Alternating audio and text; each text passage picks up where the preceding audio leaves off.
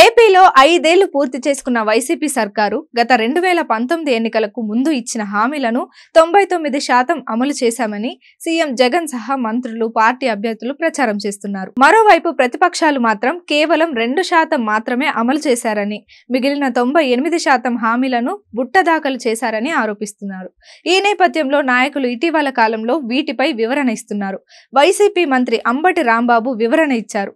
తమ మేనిఫెస్టోలో పెట్టిన అన్ని హామీల్లో 98% అమలు చేశామని తెలిపారు. అయితే ఎన్నికల వేళ ఇచ్చిన సంపూర్ణ మద్యపాన నిషేధాన్ని మాత్రం అమలు చేయలేకపోయామన్నారు. అయితే ఇది ఎందుకు అమలు చేయలేకపోయారనే విషయంపై ఆయన చిత్రమైన వివరణ ఇచ్చారు.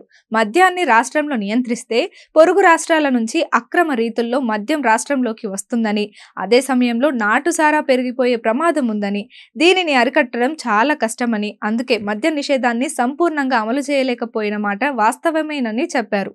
అందుకే పేదలకు అందుబాటులో లేని విధంగా మద్యం ధరలను ఆకాశానికి పెంచామని చెప్పారు. ఈ ఒక్క హామీని తాము అమలు చేయలేకపోయామని అంబటి వివరించారు. ఇక ఇదే విషయంపై ఎంపీ మిథున్ రెడ్డి కూడా ఇటీవల ఓ ఇంటర్వ్యూలో సంపూర్ణ మద్య నిషేధం ఒక్కటే తాము అమలు చేయలేకపోయామని చెప్పారు. దీనికి ఆయన కూడా సేమ్ రీజన్లని చెప్పారు. అయితే ప్రజల నుంచి మాత్రం వైసీపీ నేతల వ్యాఖ్యలపై విమర్శలు వస్తున్నాయి. ముందు హామీ ఇచ్చేటప్పుడు ఈ విషయం తెలియదా అని ప్రశ్నిస్తున్నారు. అయితే వైసీపీ నేతలు చెప్తున్నట్టు ఈ ఒక్కటే కాకుండా మరికొన్ని హామీలను కూడా అమలు చేయలేకపోయారు. పోలవరం పూర్తి చేస్తామన్నారు, చేయలేదన్నారు. ప్రత్యేక హోదా సాధిస్తామన్నారు, ఆ ప్రస్తావనే లేదన్నారు. ఉద్యోగులకు సిపిఎస్ ను రద్దు చేస్తామని హామీ ఇచ్చారు, ఇది కూడా చేయలేదు.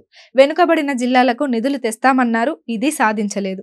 కడప ఉక్కు ఫ్యాక్టరీ నిర్మిస్తామన్నారు, అది సాధ్యం కాలేదు. విశాఖ రైల్వే జోన్ సాధిస్తామన్నారు, ఇది ఇంకా పట్టా లెక్కనే లేదని విమర్శిస్తున్నారు.